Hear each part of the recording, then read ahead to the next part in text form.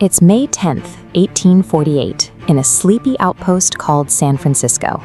A man sprints down the muddy street, waving a glass bottle of gold dust and screaming, "Gold from the American River!"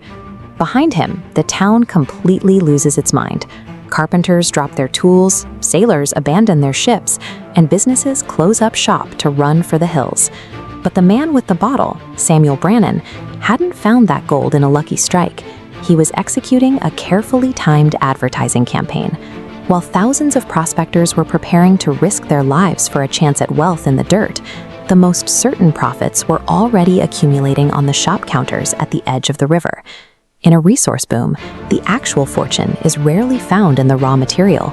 It belongs to the enterprise that sells the dream to the people doing the digging. This map highlights California's extreme geographic isolation in 1848. It sat thousands of miles away from established East Coast manufacturing hubs, with zero industrial infrastructure of its own. If you needed supplies out here, you couldn't just order a quick shipment. That isolation created a massive economic vacuum the moment precious metal was pulled from the dirt.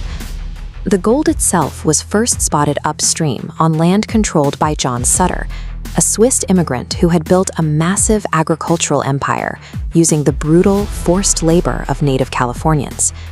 Sutter knew a massive influx of prospectors would ruin his setup.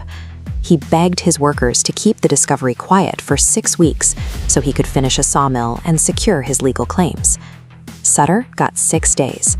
Word trickled out, and a farmhand eventually paid for a bottle of brandy at a local shop, using a pinch of gold dust.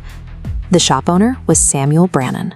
Before Brannan went running through the streets to announce the discovery, he quietly went out and purchased every pickaxe, mining pan, and food ration within 100 miles. This chart illustrates the aggressive price inflation Brannan engineered. Back in the city, an entire live cow cost $4.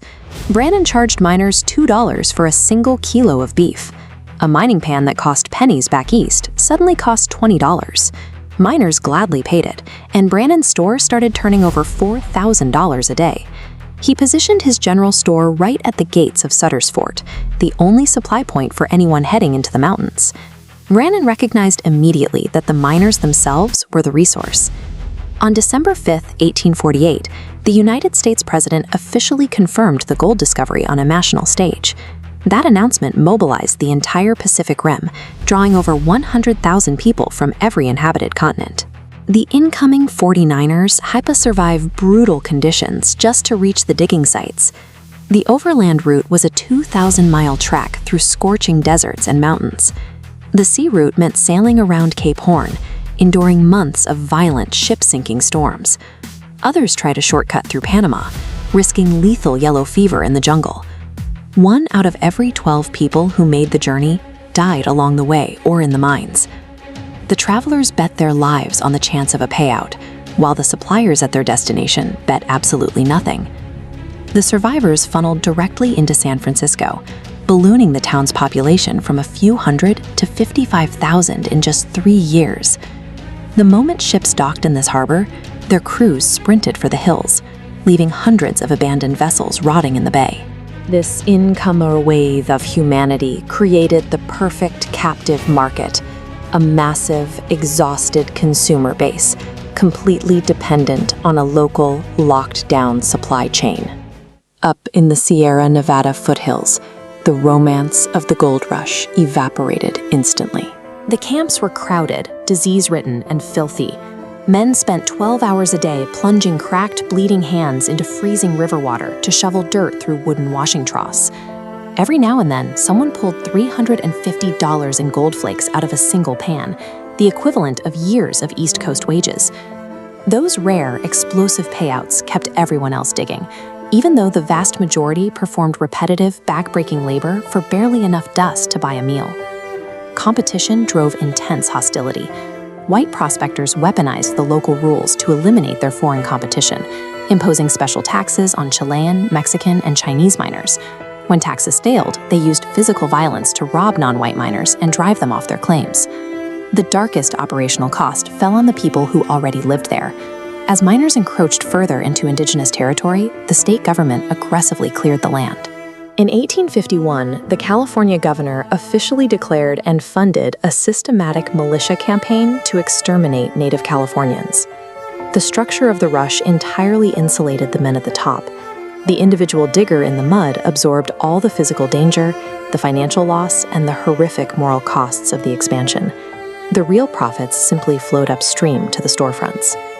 By 1855, 7 years after the shouting in the streets, the easy surface gold was gone.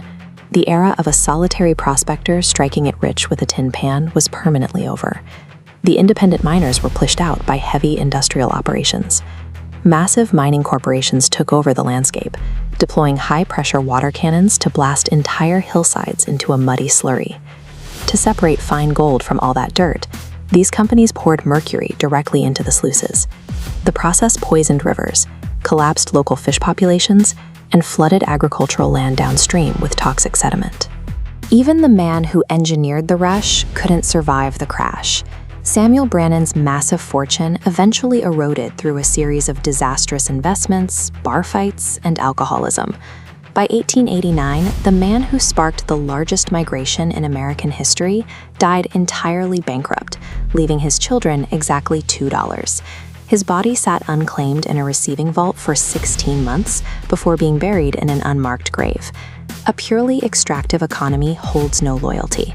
Once the consolidation phase begins, the expanding corporate machine easily swallows up the original architects who built it.